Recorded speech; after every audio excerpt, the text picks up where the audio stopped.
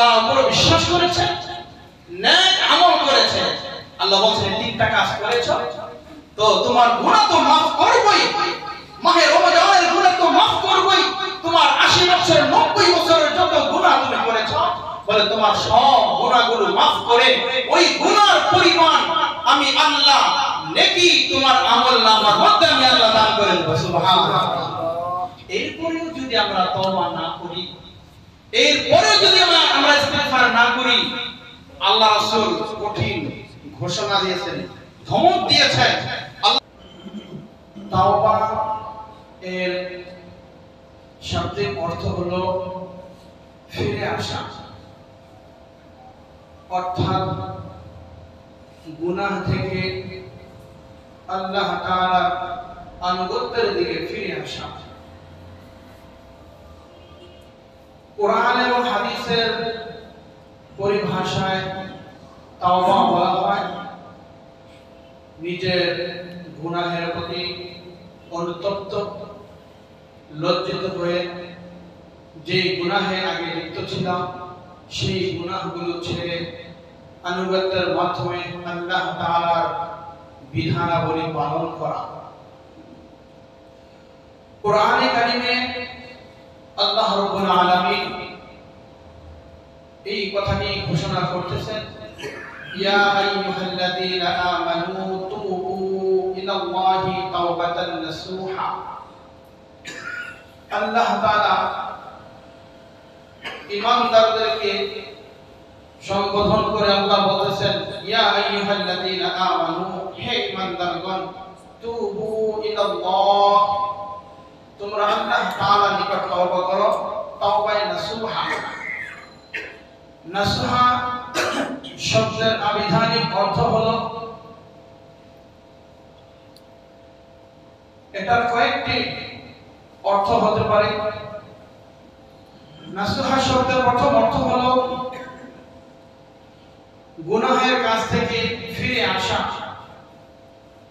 আল্লাহ তাআলার দিকে মুতাওয়াজ্জিহ হওয়া। তাওবার নাসুহা শব্দের দ্বিতীয় অর্থ হলো খাঁটি দিলে আল্লাহ তাআলার কাছে তওবা ইস্তিগফার করা, আন্তরিকতার সাথে দিল থেকে মনকে উজাড় করে ভবিষ্যতে কোনো গুনাহ না করার দৃঢ় সংকল্প করাকে বলা হয় তাওবায়ে নাসুহা। এবার আসেন তওবা কাকে বলে।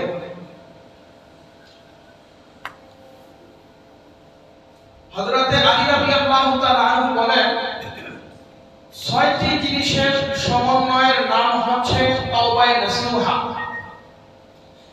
কেউ কেউ বলেন 5টি বিষয়ের সমন্বয়ের নাম হলো তাওবায়ে নাসুহা।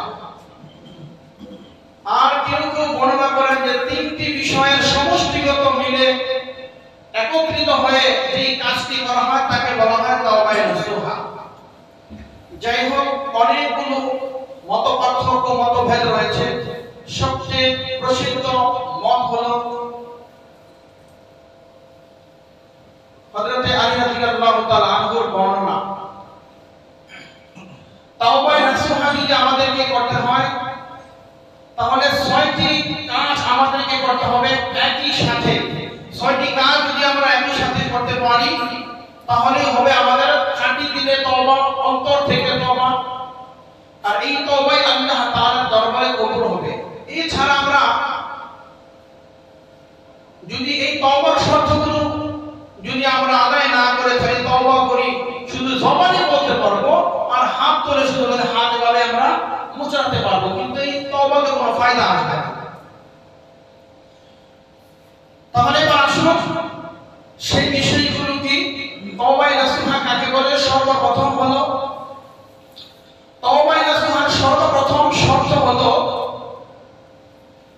আল্লাহ তাআলার কাছে তওবা করা, আল্লাহ তাআলার কাছে তওবা করা। দ্বিতীয় নম্বর হলো নিজের গুনাহের প্রতি অনুতপ্ত এবং লজ্জিত হওয়া, যে আল্লাহ আমি যে গুনাহগুলো করেছি এই গুনার প্রতি আসলে আমি অনুতপ্ত, আমি লজ্জিত। বুঝে করেছি, না বুঝে করেছি, ইচ্ছায় করেছি, অনিচ্ছায় করেছি, গোপনে করেছি, প্রকাশ্যে করেছি, বন্ধু বান্ধবের ধোঁকায় পড়ে, শয়তানের প্রমোটনায় পড়ে, কাল চক্রে করে করেছি। আল্লাহ, আমি আমার গুনার প্রতি আমি লজ্জিত, আমি অনুতপ্ত। তৃতীয় নম্বর হলো, আল্লাহ, আমি যেই গুনার মধ্যে লিপ্ত ছিলাম, আমাদের সকলেরই জানা আছে কে কোন গুনাহের মধ্যে আমরা লিপ্ত রয়েছি। গুনাহের কথাগুলো এখানে উল্লেখ করার প্রয়োজন নেই। বলে যে যে গুনার মধ্যে লিপ্ত আছি, ওই গুনাহগুলো এখন থেকে, এই মুহূর্ত থেকে আল্লাহ, আমি সকল গুনাহগুলো আমি ছেড়ে দিলাম। 4 নম্বর হলো অদূর ভবিষ্যতে, অর্থাৎ হাত্তাকে ইলাল মাউত, বলে মৃত্যু পর্যন্ত যতদিন আমার দেহে প্রাণ থাকবে, ততদিন পর্যন্ত আর জীবনে কখনো কোনোদিন আমি এই গুনাহগুলোতে লিপ্ত হব না। তাহলে প্রথম নম্বর হলো আল্লাহ তাআলার কাছে খাঁটি দিলে তওবা করা। দ্বিতীয় নম্বর নিজের গুনার প্রতি লজ্জিত, অনুতপ্ত হওয়া। তৃতীয় নম্বর হলো এখন থেকে, এই মুহূর্ত থেকে গুনাহগুলো ছেড়ে দিলাম। অদূর ভবিষ্যতে আমার জীবনে কখনো আমি এই গুনাহে লিপ্ত হব না, এই গুনাহগুলো আমি করব না।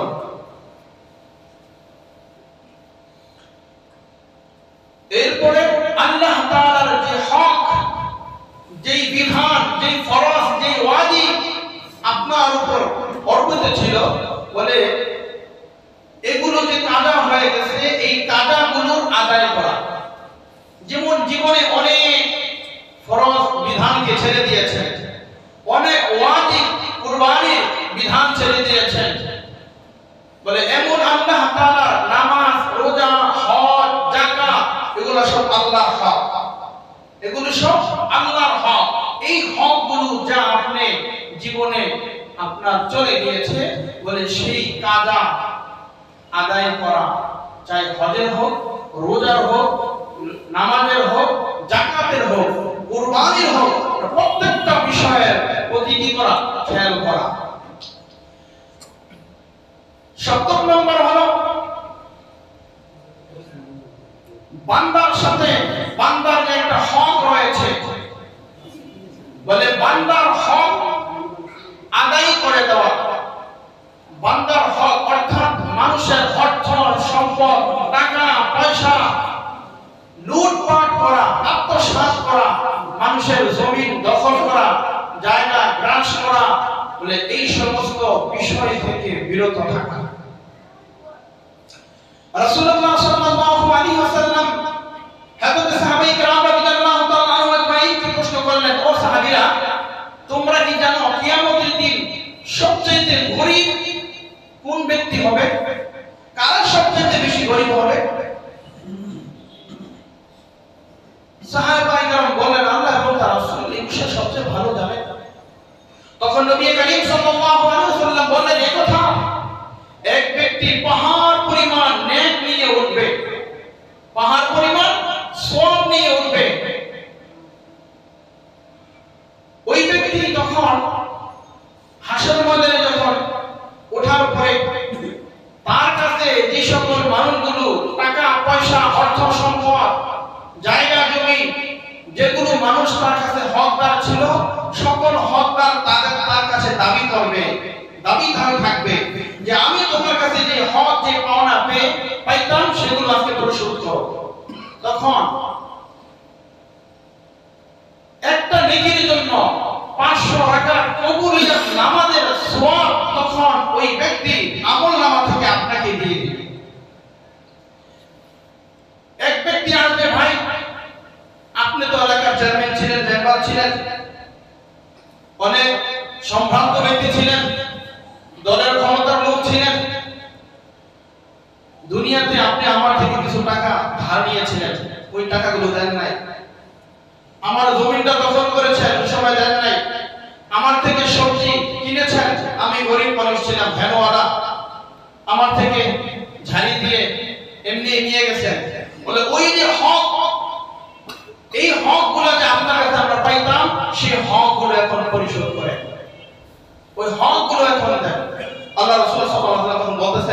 যে সমস্ত হকটা তখন তার কাছে হক যাবে।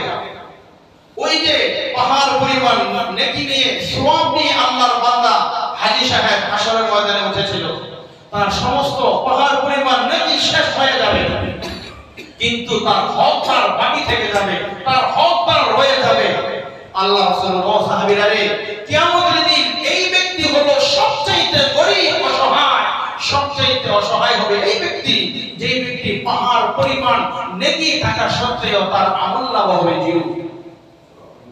কিতাবের মধ্যে স্পষ্ট আসছে, যখন বলবে আমার হক আদায় করো, দুনিয়াতে আমার টাকা অর্থ সম্পদ আমাকে দাও নাই, এখন ফিরিয়ে দাও, মানে আমার কাছে তো আর কোনো এখন টাকা পয়সা আমার কাছে কোনো এখন আমল নেই, কি তোমাকে দিব?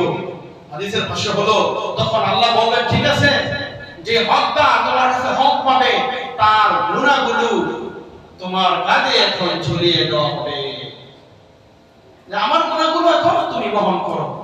যেহেতু নেকি দিতে পারবা না, তাহলে আমি গুনাহ বোঝা বহন করব, আমার এই গুনার বোঝা তুমি বহন করতে থাকো। তাহলে এই হলো এক নম্বর বিষয়। দ্বিতীয় নম্বর বিষয় হলো, এক মানুষ আরেক মানুষকে যদি তার ইজ্জত সম্মান নষ্ট করে, তার উপর জুলুম অত্যাচার করে, তাকে যদি কোনো কথার মাধ্যমে কষ্ট দেয়, হাতের মাধ্যমে কোনো কষ্ট দিয়ে থাকে, যেই কোনো ভাবেই তাকে যে কষ্ট দিয়েছে, অত্যাচার জুলুম অত্যাচার করেছে, আল্লাহ বললেন এই জুলুম অত্যাচার এটা বান্দার হক, বান্দা যদি তোমাকে মাফ করে তাহলে মাফ হবে, এটার সাথে আমার সাথে কোনো সম্পর্ক নাই। তাহলে যে বিষয়গুলো আমরা বর্ণনা করলাম, এক নম্বর খাটিয়ে দিলে তওবা করতে হবে, নিজের গুনার প্রতি লজ্জিত অনুতপ্ত হতে হবে, এখন এই মুহূর্ত থেকে গুনাহ ছেড়ে দিলাম, অদূর ভবিষ্যতে আর কখনো এই গুনাহগুলো করব না। আল্লাহর যে হক, যে ফরজ বিধান, যে ওয়াজিব অর্থাৎ যে বিধানাবলীর মধ্যে আমি কমতি করেছি, বলে সেই বিধানাবলী, সেই ফরজগুলো কাজা করা, ওয়াজিবগুলো কাজা করা। এরপরে বান্দার সাথে বান্দার যে হক, বলে বান্দার হক পরিপূর্ণভাবে আদায় করে দেওয়া। বান্দার হকের অবস্থা দুইটা, একটা হলো টাকা পয়সা অর্থ সম্পদ এটা গ্রাস করা, আরেকটা হলো কোন বান্দা কোন বান্দাকে যদি এক মানুষ আরেক মানুষকে যদি কষ্ট দেয়, জুলুম অত্যাচার করে, কথার মাধ্যমে হাতের মাধ্যমে যদি তাকে কষ্ট দেয়, বলে তাহলে এই কষ্ট দেওয়া থেকে বিরত থাকা। বলে এই সবগুলোর বিষয় সমন্বয় হচ্ছে ইয়া আইয়ুহাল্লাযীনা আমানু তুবু ইলাল্লাহি তাওবাতান নাসুহা। আল্লাহ বলে বান্দা এই যে সকল শর্তগুলো পাওয়া গেল, বলে সমস্ত শর্তগুলো সমষ্টিগত, সবগুলো যদি একসাথে পাওয়া যায়, এরপরে আন্তরিকতার সাথে যদি মাওলাই কারীমের কাছে যদি এই করে দুইটি হাত সম্প্রসারিত করে দাও আর আল্লাহ তাআলার কাছে বলো, আল্লাহ তুমি আমাকে ক্ষমা করো, আমি আর এই কাজগুলো করব না, এখন থেকে সবগুলো আমি ছেড়ে দিলাম, তখন আল্লাহ বলে বান্দা তোমার এই দোয়া কবুল করলাম, তোমার এই তওবাকে আমি কবুল করলাম। সুবহানাল্লাহ। কোরআনে কারীমের ঘোষণা হলো, আল্লাহ রাব্বুল আলামিন সূরা মায়েদা 39 নম্বর আয়াত আল্লাহ তাআলা বলতেছেন, ফামান তাবা মিন বাদি যুলমিহি ওয়া আসলাহা ফাইন্নাহু ইয়াতুবু আলাইহি। আল্লাহ তাআলা বলতেছেন, ফামান তাবা মিন বাদি যুলমিহি ওয়া আসলাহা, বান্দা যখন নিজের জুলুম অত্যাচারের কথা স্বীকার করে সে যখন তওবা করবে, নিজে সংশোধন হয়ে যাবে, নিজেকে পরিশুদ্ধ করবে, আল্লাহ বলেন তখনই আমি আল্লাহ তোমার তওবাকে আমি আল্লাহ কবুল করে নেই। সুবহানাল্লাহ। এইগুলো কোরআনে কারীমের দলিল। হাদিসের মধ্যে আল্লাহ রাসূল সাল্লাল্লাহু আলাইহি ওয়াসাল্লাম স্পষ্ট বর্ণনা করেছেন, ইন্নাল আবদা ই'তারাফা সুম্মা তাবা তাবাল্লাহু আলাইহি। ইন্নাল আবদা, যখন কোন বান্দা নিজের গুনাহের কথা স্বীকার করে, আসলে এই গুনাহ আমি করেছি, সুম্মা তাবা, অতঃপর তওবা করে, আল্লাহ বলেন তাবাল্লাহু আলাইহি, আমি আল্লাহ তোমার এই তওবাকে আমি আল্লাহ কবুল করে নিই। সুবহানাল্লাহ। তাহলে কোরআন এবং হাদিসের দুটোর মাধ্যমে আমরা এই কথা প্রমাণিত, এই কথা আমরা প্রমাণ পেয়ে গেলাম। আল্লাহর কাছে তওবা করলে আল্লাহ কি করেন? মাফ করেন। আমরা মানুষ স্বাভাবিকভাবে গুনাহ করাই হলো আমাদের অভ্যাস, আমাদের জাত, এটাই। আল্লাহ রাসূল সাল্লাল্লাহু আলাইহি ওয়াসাল্লাম বলেন মানুষ গুনাহ করবে, এটাই তার অভ্যাস।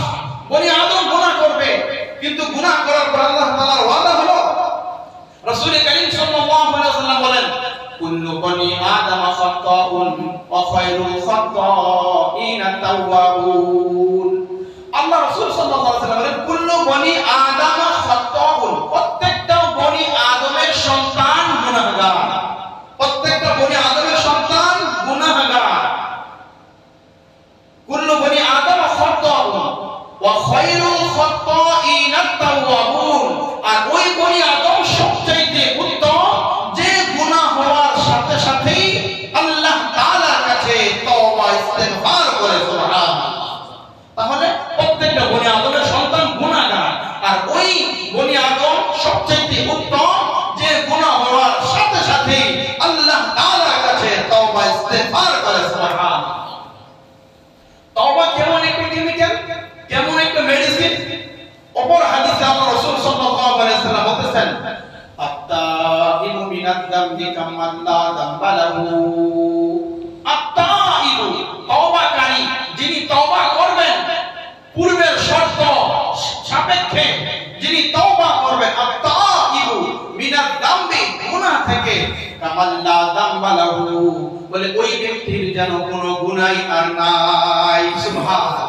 যখন কোনো ব্যক্তি আল্লাহ তাআলার কাছে তওবা করবে, ইস্তিগফার করবে, বলে তাকে আল্লাহ এমন করে দিবে মনে হয় সে যেন কোনো গুনাহই করে না। সুবহানাল্লাহ।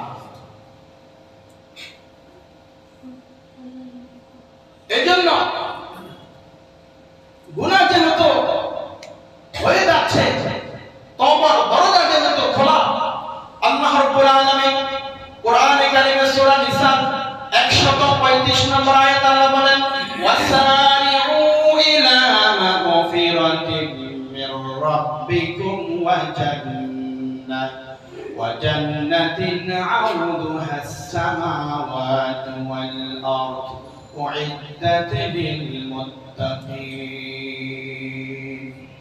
আল্লাহ রাব্বুল বলেন ওয়াসারিউ ইলা মাগফিরাতিন মির রাব্বিকুম, ওয়াসারিউ, ছুটে যাও, তোমরা দৌড়াও, তোমরা প্রতিযোগিতা করো, ইলা ওয়াসারিউ ইলা মাগফিরাতিন মির রাব্বিকুম, তোমার রবের ক্ষমা এবং জান্নাতের দিকে তোমরা ছুটে যাও। সুবহানাল্লাহ।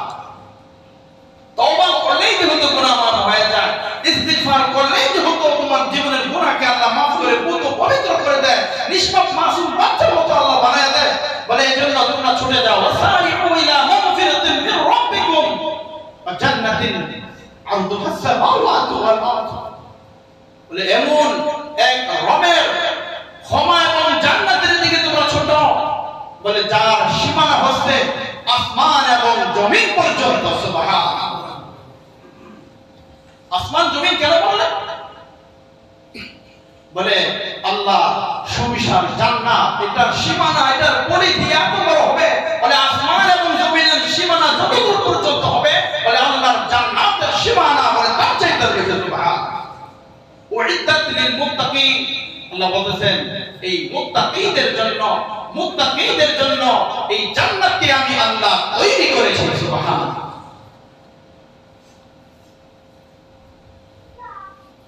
মুত্তাকিদের জন্য এই জান্নাতকে আল্লাহ তাআলা তৈরি করেছেন। কোরআনে কারীমে অন্য আয়াতে আল্লাহ রাব্বুল আলামিন বলেন ওয়াল্লাযীনা ইযা ফাআলু ফাহিশাতান আও যালামু আনফুসাহুম যাকারুল্লাহা ফাস্তাগফিরু লিযুনুবিহিম ওয়া মান ইয়াগফিরুয যুনুবা ইল্লাল্লাহ। আল্লাহ রাব্বুল আলামিন বলেন والذين إذا فعلوا فاحشة أو ظلموا أنفسهم ذكروا الله।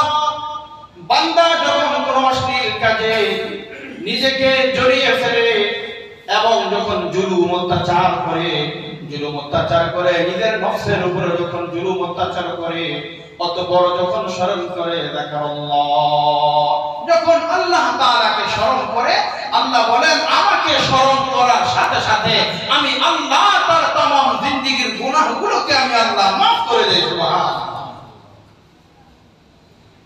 এই আয়াতে কারিমার মধ্যে মুহাদ্দিসিন কিরাম হাদিস এনেছেন, এই আয়াতে কারিমা যখন নাযিল হলো, নাযিল হওয়ার পরে শয়তান তখন বলতেছে, বুখারী শরীফের হাদিসের বর্ণনা তো মুসলিম শরীফের মধ্যে রয়েছে, হযরত আবু সাঈদ খুদরি রাদিয়াল্লাহু তাআলা আনহু হাদিস বর্ণনা করেন, জনাবে মুহাম্মদ রাসূলুল্লাহ সাল্লাল্লাহু আলাইহি ওয়াসাল্লাম তিনি বলতেছেন এই কথা, ইবলিস বলতেছে ইয়া রাব্বি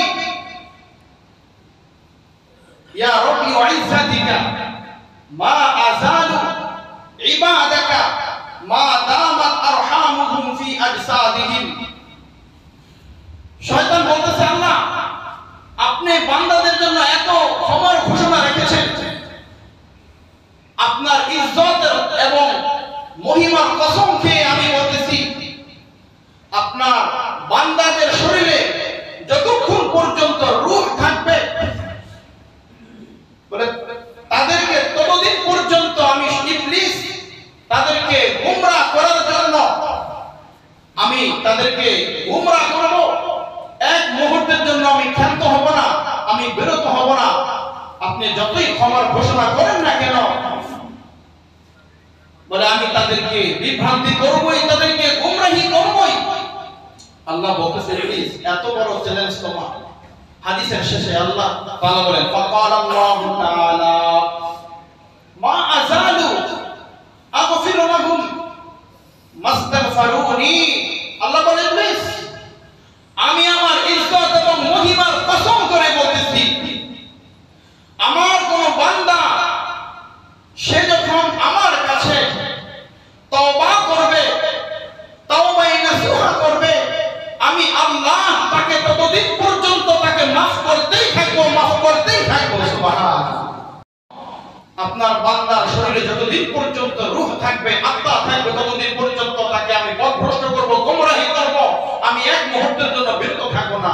আল্লাহ বলে আমিও ঘোষণা করলাম আমার ইজ্জত এবং মহিমার কসম, আমার বান্দা যতবার আমার কাছে তওবা করবে আমি বান্দাকে ততবার মাফ করব, আমিও বান্দাকে মাফ করা থেকে বিরত থাকবো না। সুবহানাল্লাহ।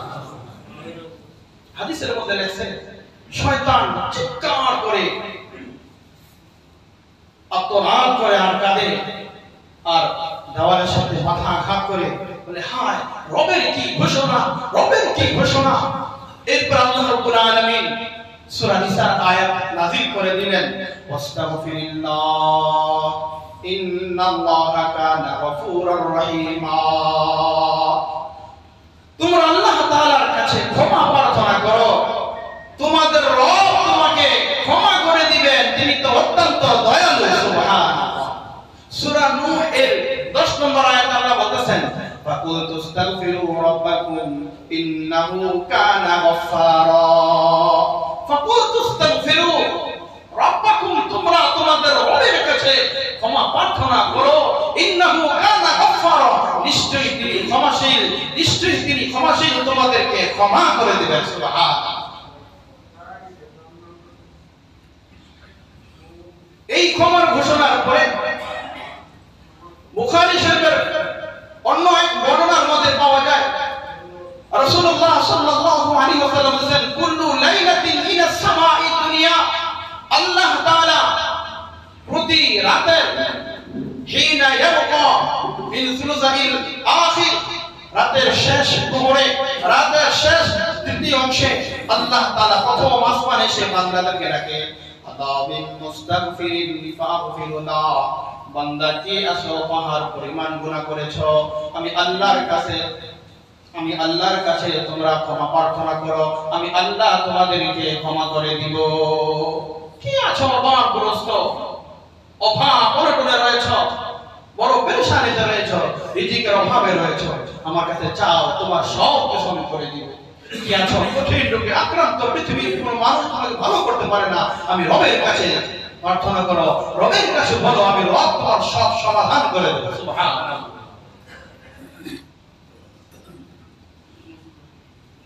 অন্য হাদিসের মধ্যে আসছে আল্লাহ রাসূল সাল্লাল্লাহু আলাইহি ওয়াসাল্লাম হাদিস বর্ণনা করেছেন এভাবে, এক আল্লাহর বান্দা গুনাহ করেছে, গুনাহ করার পরে এরপরে তার মনে পড়েছে, আয় আল্লাহ আমি তো গুনাহ করেছি, তুমি আমাকে maaf করে দাও। রব বলতেছে যে আমার বান্দা গুনাহ করেছে, গুনাহ করার পরে এরপরে তার এই কথা মনে আছে তার একজন রব আছে, ওই রব তাকে তার গুনাহের জন্য পাকড়াও করবেন এবং গুনাহের জন্য তাকে ক্ষমা করবেন। বলে আমার বান্দার যে তার রবের কথা মনে আছে, আমার কাছে যে সেই কথা বলেছে, আমি রবের পক্ষ থেকে তোমাকে ক্ষমার ঘোষণা দেয়া দিয়েছি। এরপরে বান্দা আবার ওই গুনাহ করে, গুনাহ করার পরে আবার সে বলে, আয় আল্লাহ আমার গুনাহগুলো ক্ষমা করে দাও। আল্লাহ বলে আমার বান্দা সে বুঝতে পেরেছে তার একজন রব আছে, আর তার রব তার গুনাহের জন্য তাকে পাকড়াও করবেন, তাকে শাস্তি প্রদান করবেন এবং তার রব তাকে ক্ষমা করবেন। বলে যাও বান্দা এবারও আমি আল্লাহ তোমাকে ক্ষমার ঘোষণা করে দিলাম। এভাবে তৃতীয়বার একই অবস্থা হবে। চতুর্থবার আল্লাহ বলতেছে বান্দা যাও যাও তুমি যতটুকু পারো নেক আমল করতে থাকো আর আমি আল্লাহ তোমাকে ক্ষমা করতেই থাকবো। সুবহানাল্লাহ, আমি তোমাকে ক্ষমা করতেই থাকবো, ক্ষমার ঘোষণা তোমার জন্য রয়েছে। হাদিসের মধ্যে আসছে যে ওই ব্যক্তি 70 বার গুনাহ করেছে, 70 বার আল্লাহ তাআলার কাছে তওবা করেছে। বলে আল্লাহ তাআলা একবার আর দুইবার নয়, ওই বান্দাকে আল্লাহ তাআলা ওই দিনে 70 বার তার বান্দাকে আল্লাহ ক্ষমা করেছেন। সুবহানাল্লাহ। এজন্য আমাদের তওবা ইস্তিগফার বেশি পরিমাণ বাড়িয়ে দেওয়া। মাগফিরাতের আজকে শেষ দিন, রহমতের প্রথম 10 দিন চলে গেল, মাগফিরাত শুরু হয়েছিল, মাগফিরাতের আজকে মাহে রমাদানের 20 রমজান চলে যাচ্ছে। রাসূল করিম সাল্লাল্লাহু আলাইহি ওয়াসাল্লাম হাদিসের বর্ণনা, নবী পাক সাল্লাল্লাহু আলাইহি ওয়াসাল্লাম বলতেছেন এই কথা, ওয়াল্লাহি ইন্নী লা আস্তাগফিরুল্লাহ ওয়া আতুবু ইলাইহি ফিল ইয়াউমি আকতার মিন 70 মাররাতান। আল্লাহ রাসূল সাল্লাল্লাহু আলাইহি ওয়াসাল্লাম বলতেছেন, ওই রব্বে কারীমের কসম যার হাতে আমি মুহাম্মাদের প্রাণ রয়েছে, বলে আমি মুহাম্মদ প্রতিদিন 70 বারের অধিক আমি নিজেই আল্লাহ তাআলার কাছে তওবা ইস্তিগফার করি। অন্য হাদিসের মধ্যে আছে ফি কুল্লি 70 মাররা, বলে 70 বার তওবা করতেন। কোন কোন বর্ণনা পাওয়া যায় মিয়াতা মাররা, বলে 100 বার আল্লাহ রাসূল প্রতিদিন তওবা ইস্তিগফার করেছেন। যেই নবীর পূর্বপর সকল গুনাহকে আল্লাহ maaf করে দিয়েছেন, যেই নবী মা তাকদ্দামা মিন যামবিহি ওয়া মা তাআখার, যার পূর্বপর সকল গুনাহ আল্লাহ মোচন করে দিয়েছেন, আল্লাহ maaf করে দিয়েছেন, সেই নবী নামাজে দাঁড়িয়ে দীর্ঘক্ষণ লম্বা নামাজ, লম্বা কিয়াম করতেন, যার কারণে তার পা মোবারক ফুলে গিয়েছিল। এত দীর্ঘ লম্বা সিজদা করতেন।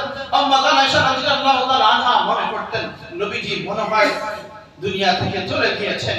আম্মা আয়েশা হাতের আঙ্গুল দিয়ে নবীজির পায়ের তালুর মধ্যে হালকা আঘাত করলে, নাড়া দিলে নবীজি আবার নড়ে উঠতেন।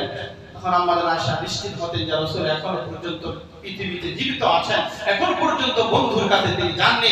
বলে এত পরিমাণ ইবাদত করেছেন, এত তওবা ইস্তিগফার করেছেন, কেন করেছেন? নবীর কোনো গুনাহ ছিল? কোনো গুনাহ ছিল না। নবী বলতেছেন আমি এইগুলো এই জন্যই করেছি আমার উম্মতকে শিক্ষা দানের জন্য, আমার উম্মতকে শিক্ষা দেওয়ার জন্য, যাতে আমার উম্মত আমার থেকে সবক গ্রহণ করে, আমার নীতিমালা গ্রহণ করে, আমার আদর্শ অনুকরণ করে। এজন্য রাসূলুল্লাহ সাল্লাল্লাহু আলাইহি ওয়াসাল্লামের যে হাদিসের ভাষ্য, এই হাদিস অনুযায়ী যদি আমরা বেশি করে তওবা ইস্তিগফার করি, এক ফোঁটা চোখের পানি যদি আমরা ছাড়তে পারি, এক ফোঁটা চোখের পানি আপনাকে জাহান্নাম থেকে মুক্ত করে দিবে। হাদিসের মধ্যে আসছে আল্লাহ রাসূল সাল্লাল্লাহু আলাইহি ওয়াসাল্লাম বলেছেন, সাবআতুন ইয়াযিল্লুহুমুল্লাহু ফি যিল্লিহি ইয়াওমা লা যিল্লু ইল্লা যিল্লুহু, ইমামুন আদিলুন ওয়া শাআবুন নাশআ ফি ইবাদাতিল্লাহ ওয়া রাজুলুন কলবুহু মুআল্লাকুন ফিল মাসাজিদ ওয়া রাজুলুন যাকারাল্লাহা খালিয়ান ফাফাদাত আইনাহু। লম্বা হাদিস।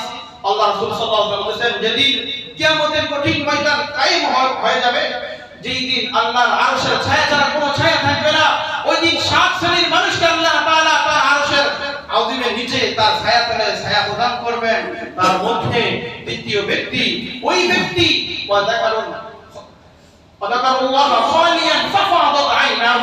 যে নির্জনে একাগ্র চিত্তে বসে বসে রব্বে কারীমের জন্য জাহান্নামের ভয়ে, জাহান্নামের আযাবে নিজের গুনাহের জন্য তওবা ইস্তিগফার করে চোখের পানি ঝরিয়েছে, বলে এই ব্যক্তিটা কিয়ামতের কঠিন ময়দান আল্লাহর আরশের ছায়ার তলে এই ব্যক্তি স্থান পাবে। সুবহানাল্লাহ। ওয়ারাজুলুন যাকারাল্লাহ খালিয়ান ফাফারাত আইনাহু। এর দুইটা সূরত, একটা হলো নির্জনে, নির্জন বলতে পৃথিবীর মানুষগুলো যখন ঘুমিয়ে যায়, বস্তির মানুষগুলো যখন ঘুমিয়ে যায়, বন জঙ্গলের হিংস্র প্রাণীগুলো যখন ঘুমিয়ে যায়, তখন নির্জনে নিভৃতে একাগ্র চিত্তে বসে, তখন নির্জনে বসে আল্লাহর ইবাদত করা। আর দ্বিতীয় নম্বর হলো ওই সময় নিজের দিলকে গায়রুল্লাহ থেকে খালি করা। ওই সময় শুধু একমাত্র আপনার সাথে আর আপনার রবের সাথে কানেকশন থাকবে। দুনিয়ার কোন মানুষের সাথে ওই সময় কোনো সম্পর্ক থাকবে না, দুনিয়ার কোন মানুষের কথা মনে পড়বে না। একাগ্র চিত্তে ইতমিনানের সাথে যখন রব্বে কারীমের কাছে যখন দুইটি হাত আপনি সম্প্রসারিত করে দিবেন, আর যখন আপনি আল্লাহর কাছে কেঁদে কেঁদে বলবেন, ওগো মালিক, জীবনে কত গুনাহ করেছি, আল্লাহ আমাদের গুনাহ তো অনেক বিস্তৃত, আমাদের গুনাহের দিকে তাকালে আল্লাহ রহমতের মোটেই আশা করা যায় না। আল্লাহ তুমি রহমান, তুমি গফুর, তুমি গফফার নামের উসিলায় আল্লাহ আমাকে তুমি maaf করে দাও। যখন আল্লাহর ভয়ে, জাহান্নামের ভয়ে যখন চোখের পানি চলে আসবে, হাদিসের মধ্যে আসছে, আপনার কান্না যদি নাকের ডোকার মধ্যখানে চলে আসে, অথবা কান্নার ভাব যদি আপনি করেন, আল্লাহ বলতেছেন যখন এই এক ফোঁটা চোখের পানি কেমন হবে হাশরের ময়দানে, যখন আল্লাহ রাসূল সাল্লাল্লাহু আলাইহি ওয়াসাল্লাম বলতেছেন, আমি যখন জাহান্নামের দিকে সেখানে যাব, যাওয়ার পরে দেখব আমার বান্দাকে এখন জাহান্নামে নিক্ষেপ করা হবে, জাহান্নামে এখন তাকে ফেলে দেওয়া হবে, জাহান্নামে দাও দাও করে বলে শত সহস্র বছর যে আগুন জ্বলেছে, বলে সেই আগুন আমরা যে আগুন দেখতেছি লাল, বলে এই আগুন 1000 বছর পর্যন্ত জ্বালানো হয়েছিল, এটা ছিল কালো। এরপরে আমরা যেটা দেখতেছি দুনিয়ার আগুন, এটা হলো লাল, আর জাহান্নামের আগুন সেটা হলো কালো। সারাবিলুহুম মিন কাতিরান, আল্লাহ বলেছেন আল কাতরা যেমন কালো, বলে জাহান্নামের আগুন কালো বারুদের মতো হবে। বলে সেই জাহান্নামের বিভীষিকাময় পরিস্থিতিতে আপনাকে যখন ফেলে দিবে ফেরেশতারা, ওই সময় এক ফোঁটা চোখের পানি এসে আপনাকে ধাক্কা দিয়ে জাহান্নাম থেকে অনেক দূরে আপনাকে সরিয়ে দিবে। সুবহানাল্লাহ। এক ফোঁটা চোখের পানি। আল্লাহ কোরআন বিশ্বাস করেন, নবীজির হাদিস বিশ্বাস করেন, আমার বন্ধুরা, এক ফোঁটা চোখের পানি যদি এই মাহে রমাদানে যদি আল্লাহ তাআলার জন্য ফেলতে পারেন, নিজের গুনাহের কথা স্মরণ করে, অতীতের গুনাহের কথা স্মরণ করে, নিজের নফসের জুলুম অত্যাচারের কথা স্মরণ করে, এক ফোঁটা চোখের পানি আপনার জাহান্নামের নাজাতের মুক্তি এবং নাজাতের ব্যবস্থা হয়ে যাবে। অন্য হাদিস আল্লাহ রাসূল সাল্লাল্লাহু আলাইহি ওয়াসাল্লাম বলেন, ইত্তাকুন নার ওয়ালাউ বিশিক্কি তামারা, তোমরা জাহান্নামের আগুন থেকে বাঁচো যদিও একটা খেজুরের বিনিময় হয়, একটা খেজুরের বিনিময়।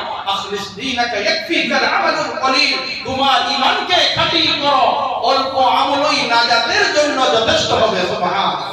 তোমার ঈমানকে খাঁটি করো, অল্প আমলই নাজাতের জন্য যথেষ্ট হবে।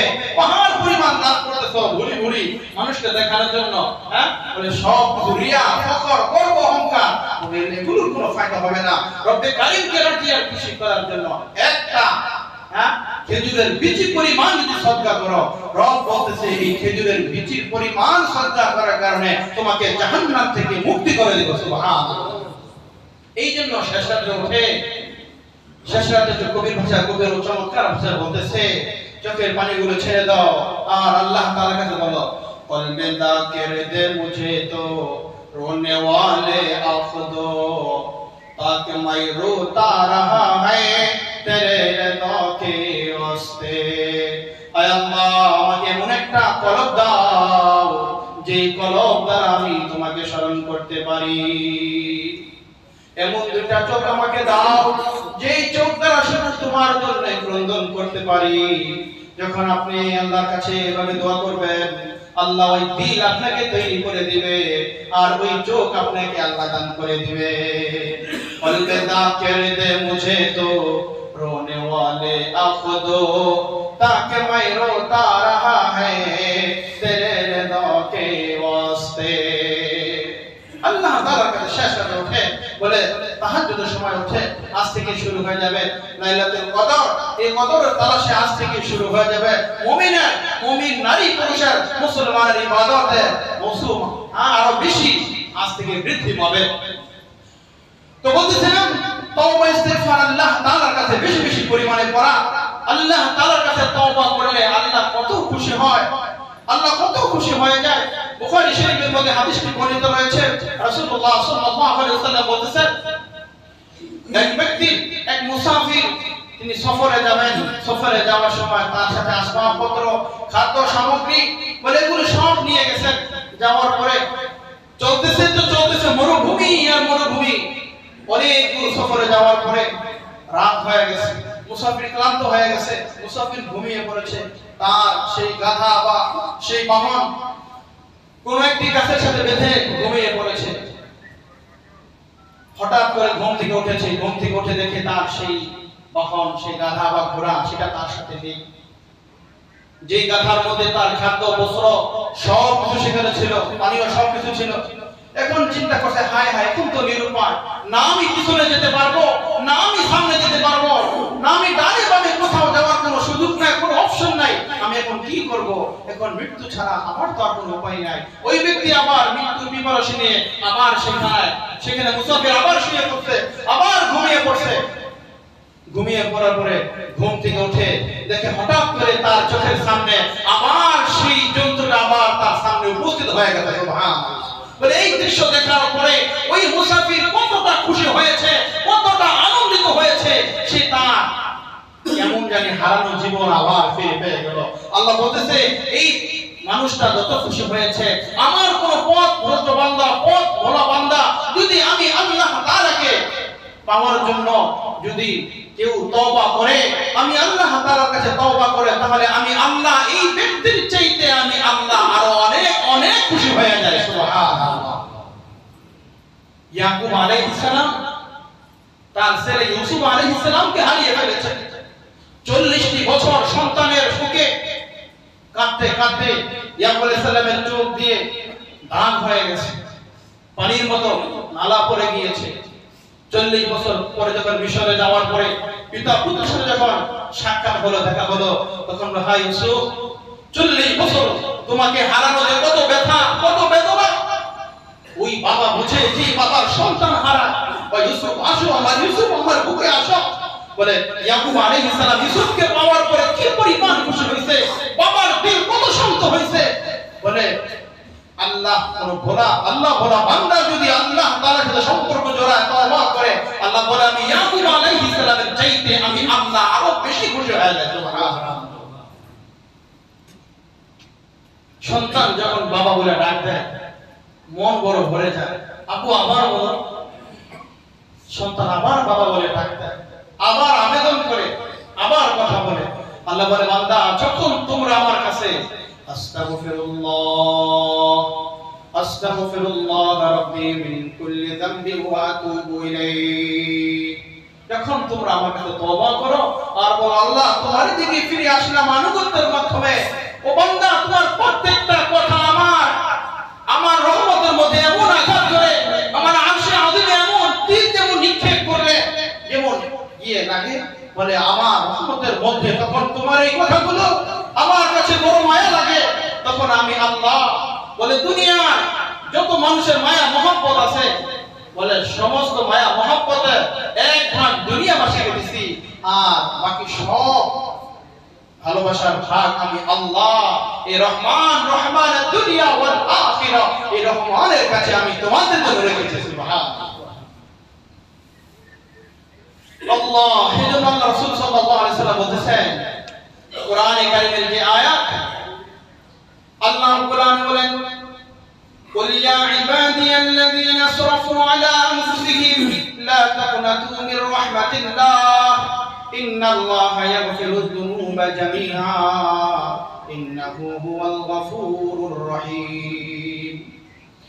এই আয়াতে কারিমার শানে নজরুল হলো মুশরিকদের একটি দল যারা অধিক পরিমাণে মানুষকে গণহত্যা করেছে এবং তারা জিনা ব্যভিচারে লিপ্ত হয়েছে বলে এমন গণহত্যা এবং জিনা ব্যভিচারে তারা লিপ্ত হয়েছে এটা ভাষায় আমরা প্রকাশ করতে পারি না। তখন ইয়া রাসূলুল্লাহ, আপনি যেই দ্বীনের প্রতি, যেই ইসলামের প্রতি, যেই ধর্মের প্রতি আপনি আমাদেরকে আহ্বান করতেছেন, ডাকতেছেন, এই ধর্ম অনেক ভালো, অনেক সুন্দর, তবে আমরা যে গুনাহ করেছি, কত জিনা ব্যভিচার জুলুম অত্যাচার করেছি এবং আমরা মুশরিক, আমাদেরকে কি আল্লাহ মাফ করবেন? আমাদেরকে কি ক্ষমা রয়েছে? তখন আল্লাহ রাসূল সাল্লাল্লাহু আলাইহি ওয়াসাল্লাম এই আয়াতে কারিমা তেলাওয়াত করলেন, কুল ইয়া ইবাদিয়াল্লাযীনা আসরাফু, হে আমার বান্দা, হে মুহাম্মদ, আপনি বলুন, তোমরা যারা নিজের নফসের উপরে জুলুম অত্যাচার করেছো, লা তাকুনাতু মির রাহমাতিল্লাহ, তোমরা আল্লাহর রহমত থেকে তোমরা নিরাশ হয়ো না। সুবহানাল্লাহ, আল্লাহর রহমত থেকে তোমরা নিরাশ হয়ো না। আল্লাহর রহমত পরে আল্লাহ তখন বললেন, ও মুশরিকদের দল, ও জিনা ব্যভিচারকারী দল, তোমরা তো এই কথা বলতেছো যে আমাদের আল্লাহ আমাদেরকে আমাদের জন্য ক্ষমার ঘোষণা আছে কিনা? আমরা এত গুনাহ করেছি, তারপরেও কি আমাদের ক্ষমার ঘোষণা? আর ক্ষমার ঘোষণা বুঝলাম, আমরা যত গুনাহ করেছি আমাদের এই গুনাহগুলোকে আল্লাহ মাফ করবে? আমাদের অতীতের গুনাহগুলো কি হবে? দুইটা পয়েন্ট আল্লাহ রাসূল সাল্লাল্লাহু আলাইহি ওয়াসাল্লাম তখন হাদিসের ভাষ্য বলতেছেন, ইন্নাল ইসলামা ইয়াহদিমু মা কানা ক্বাবলাহু, নিশ্চয়ই ইসলাম তার পূর্বের সকল গুনাহকে মিটিয়ে দেয়। সুবহানাল্লাহ। 80 বছরের একটা কাফের যে 80 বছর পর্যন্ত রবকে রব বলে স্বীকার করে নাই, আল্লাহকে আল্লাহ বলে জানে নাই, এই 80 বছর একটা কাফের, সে যদি 80 বছর পরেও সে যদি লা ইলাহা ইল্লাল্লাহ মুহাম্মাদুর রাসূলুল্লাহ বলে, মুখে স্বীকার করে, অন্তরে বিশ্বাস করে, কাজে আমলে যদি বাস্তবায়ন করে, আমার আল্লাহ বলেন তাদেরকে আল্লাহ পুরো পবিত্র বানায়া নিষ্পাপ মাসুম বাচ্চার মতো আল্লাহ বানায়া দেবে। সুবহানাল্লাহ। তখন ওই মুশরিকদের দল খুশি হয়ে গেল, ইন্নাল ইসলাম ইয়াহদিমু মা কানা ক্বাবলাহু, তোমাদের জন্য তওবার দরজা তো খোলা তো আছেই, এমন কি তোমাদের পিছনের যত গুনাহ আছে সব গুনাহগুলো আল্লাহ মোচন করে দিয়েছেন। সুবহানাল্লাহ। এরপর সূরা আল্লাহ তাআলা কোরআনে কারীমের আয়াত নাযিল করে দিয়েছেন, ইল্লা মান তাবা ওয়া আমানা ওয়া আমিলা আমালান সালিহা ফাউলাইকা ইউবাদদিলুল্লাহু সাইয়্যাতিহিম হাসানাত। ইল্লা মান তাবা, যারা তওবা করবে, ওয়া আমানা, এবং আমি আল্লাহর প্রতি বিশ্বাস স্থাপন যারা করবে, ওয়া আমিলা আমালান সালিহা, এবং নেক আমল করবে, ফাউলাইকা ইউবাদদিলুল্লাহু সাইয়্যাতিহিম হাসানাত, বলে তাদের গুনাহগুলো আমি আল্লাহ নেক দ্বারা পরিপূর্ণ করে দেব। সুবহানাল্লাহ। তওবা করেছে, আল্লাহর উপর বিশ্বাস করেছে, নেক আমল করেছে, আল্লাহ বলেন তিনটা কাজ করেছো তো তোমার গুনাহ তো মাফ করবই, মাহে রমজানের গুনাহ তো মাফ করবই, তোমার 80 বছর 90 বছরের যত গুনাহ তুমি করেছো, বলে তোমার সব গুনাহগুলো মাফ করে ওই গুনাহর পরিমাণ আমি আল্লাহ নেকি তোমার আমলনামার মধ্যে আমি আল্লাহ দান করে দেব। সুবহানাল্লাহ। এরপরেও যদি আমরা তওবা না করি, এরপরেও যদি আমরা ইস্তিগফার না করি, আল্লাহ রাসূল কঠিন ঘোষণা দিয়েছেন, ধমক দিয়েছেন। আল্লাহ বলেন, শোনো, তোমরা যদি আমার কাছে তওবা না করো তাহলে এই জাতি তোমাদেরকে ধ্বংস করব, তোমাদেরকে পুরো পৃথিবী থেকে বিলীন করে দিব, তোমাদের কোনো অস্তিত্ব থাকবে না। এরপরে অন্য এক জাতি আমি আল্লাহ পাঠাইব এই দুনিয়াতে, আমার জমিনে।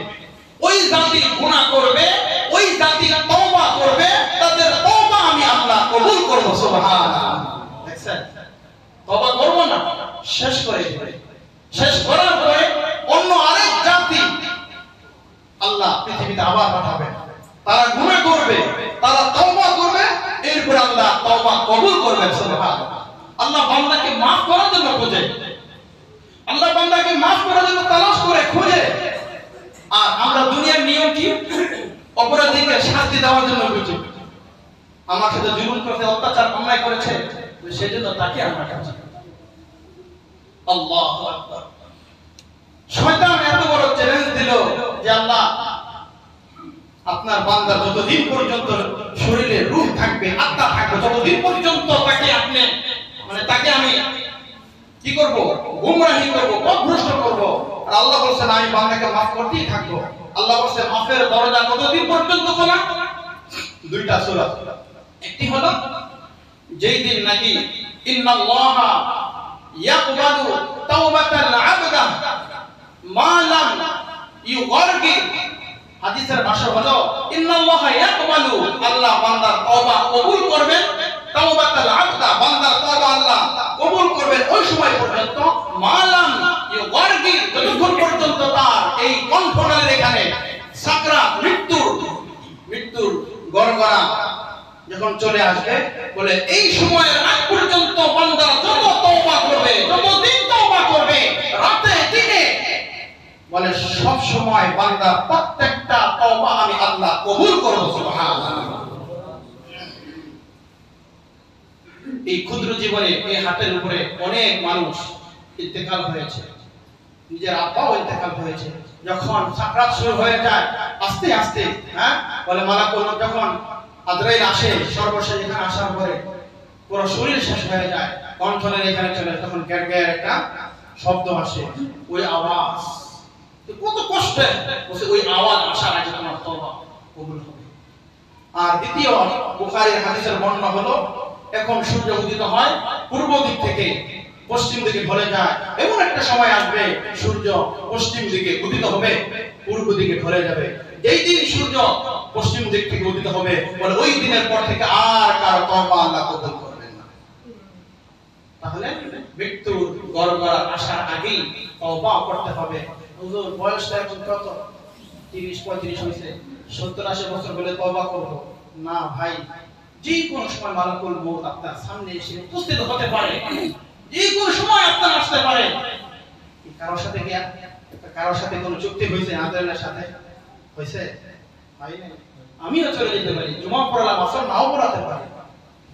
এজন্য যুবক ভাইরা, আল্লাহ সাল্লাল্লাহু আলাইহি ওয়াসাল্লাম স্পষ্ট বলেছে যে দরজওয়ানি তওবা করদান শেওয়ায়ে পয়গম্বরি ওয়াক্তে গিরি গলম মিশান দাহর পরহেজগারি। যৌবনের তওবা ইস্তিগফার এটা আল্লাহ তাআলার কাছে এত দামি, ও কেমন দামি, বলে প্রত্যেকটা পয়গম্বরের আদত স্বভাব যা ছিল তারা যৌবনে তওবা ইস্তিগফার। এজন্য যুবক ভাইরা, আমাদের দ্বারা অনেক গুনাহ হয়ে যায়, এজন্য প্রত্যেকই আমরা আল্লাহ তাআলার কাছে এই মাহে রমাদানে আল্লাহ তাআলার কাছে তওবা ইস্তিগফার করব, তওবায়ে নসুহা করব, যেন আল্লাহ আমার অতীত জীবনের সব কিছু ক্ষমা করে, আল্লাহ যেন আমাকে পবিত্র বানিয়ে দেয়। আর এই তওবার জন্য যে শর্তগুলো বলেছিলাম, এক নাম্বার হলো যে তওবা করা, এরপরে নিজের গুনাহের প্রতি লজ্জিত অনুতপ্ত হওয়া, ওই গুনাহগুলো এখন এই মুহূর্ত থেকে ছেড়ে দেওয়া, অদূর ভবিষ্যতে এমনকি মৃত্যু পর্যন্ত গুনাহগুলো না করা, এড়াদা করা, দৃঢ় সংকল্প করা। আল্লাহর যে হক রয়েছে, নামাজ, রোজা, হজ, যাকাত, এগুলো যা কাজা হয়েছে কাজাগুলো আদায় করা। আর বান্দার যে হক নষ্ট করেছি, এই হকগুলো তাদের কাছে পৌঁছে দেওয়া। যদি এইভাবে এই কয়টা বিষয়ের সমন্বয় যদি আমরা তওবা করতে পারি, তাহলে হবে ইয়া আইয়ুহাল্লাযীনা আমানু তুবু ইলাল্লাহি তাওবাতান নাসুহা। আল্লাহ বলেন তওবা নাসুহা করলে কি হবে? আসা রাব্বুকুম আইয়ুকাফিরা আনকুম সাইয়্যাতিকুম ওয়া ইউদখিলাকুম জান্নাতিন তাজরি মিন তাহতিহাল আনহার। এক আয়াতের শুরু এক অংশের আলোচনা করি। আল্লাহ বলেন তওবা নাসুহা করলে আশা করা যায় আল্লাহ তাআলা তোমাদের গুনাহগুলো আল্লাহ ক্ষমা করে দিবেন এবং তোমাদেরকে আল্লাহ এমন জান্নাত দিবেন যে জান্নাতের তলদেশ দিয়ে নহর প্রবাহিত হবে। সুবহানাল্লাহ।